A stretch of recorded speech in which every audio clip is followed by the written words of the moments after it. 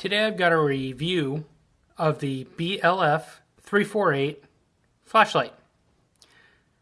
What if I told you could get a fantastic neutral white LED flashlight for less than $10 shipped? Well, that's what I have here for you today. This is a kind of unique flashlight. So this was an existing flashlight put out by a Chinese brand, I believe. But the Budget Light forums decided to customize it and make it their own.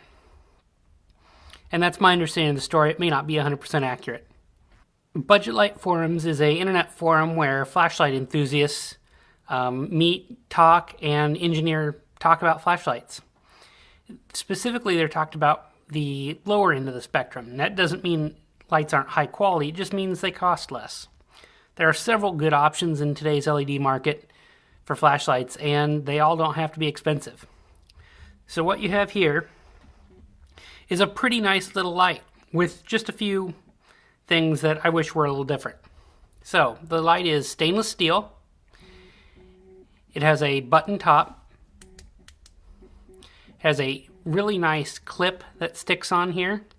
And this clip is almost fixed. You can get it to rotate, but it really doesn't like to, and I like that. It's a good clip. It's deep carry. The flashlight uses a neutral white LED. It's a Nisha, and I'm not sure how to say that. It's a Japanese company. It uses a Nisha 219B specifically with a high CRI of 92. Now, CRI is color rendering index, and what that means is colors appear more natural than with cool white flashlights. I didn't have any neutral white flashlights when I ordered this, and that's the primary reason why I bought it. I kind of wanted to see what everybody was talking about and see what I thought of it. You can see there's a glass lens, and I do not believe it's reflective coated. There is O-rings in there. And it does come apart. This front bezel unscrews, and you really can't see the machining in there at all. But it does come apart. I've done this once. It was a little hard to actually put back together. But that's one of the other things that's nice about this. For a $10 flashlight, the machining and quality on it's great. On the back here, you can kind of see the seam, but again, not much. And I apologize, that's the camera focusing there. On this small object, it's kind of hard to get things set up right. One of the kind of neutral things about this is this light's rated at 200 lumens. However, that 200 lumens is with a lithium battery. And I don't think that's very practical to run this light. But it is possible. It's a 10440 is what size it would use. And the reason that I don't think it's as practical is it cuts your runtime by quite a bit. Cuts your runtime down to 27 minutes. But it does produce 176 lumens as tested by forum users. On a in-loop battery, or in this one I have a Duracell nickel metal hydride battery, which is basically an in-loop clone, you get 48 lumens at 1 hour. A reasonable number of lumens. It's not a lot of light, but it's enough light to look underneath something, maybe look back in a dark corridor, check a mailbox, check a front step, something like that. Look underneath your car seat, something like that, where you don't need a ton of light, but you need more than what you have. I think it's pretty good for EDC applications. The heat is also not really a factor. With an in-loop, runtime is about 1 hour or 90 minutes. I tested this and got just at like an hour and 27 minutes, so I figure that's pretty accurate. I really like the tail switch on this. It operates, I don't get any accidental operations. It takes a decent amount of force to hit, and also it's pretty well protected there. The light does have a small spot for a lanyard. Now, it did come with a little tiny split ring that you can feed through there and then attach your lanyard to the split ring.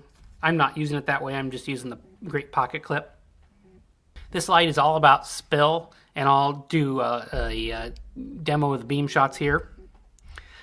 One of the things that maybe I'm neutral on is there's no water rating. It does have O-rings at the top and the bottom, but no mention of water rating. It's a $10 flashlight. I think if you were using it in the rain, you'd be fine.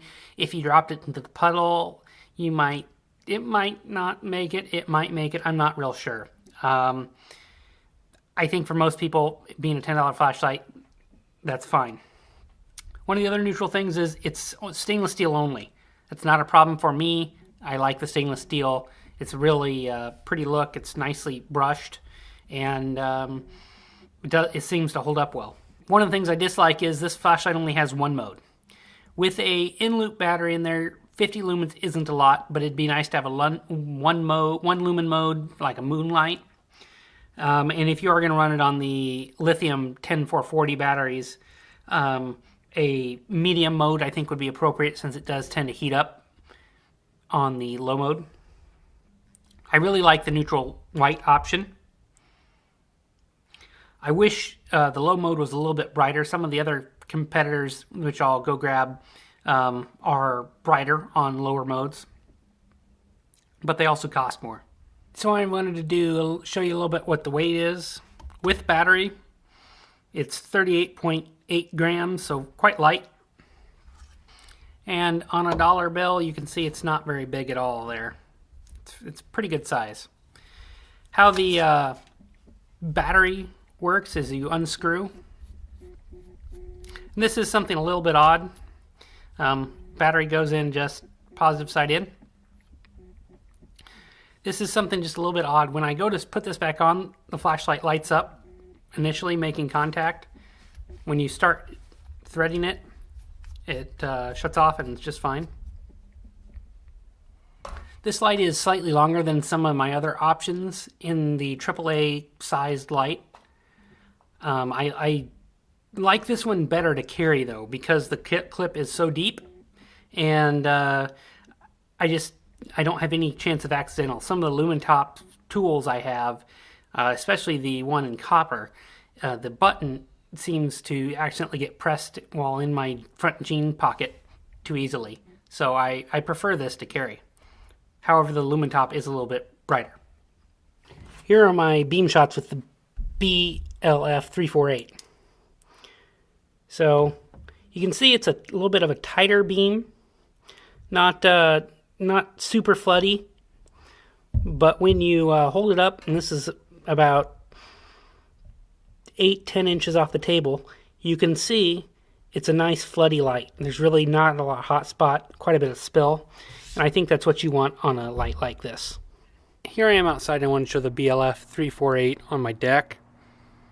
I've got the camera turned up pretty high, so it does a nice job of lighting up the area, but you can see it's a nice wide beam.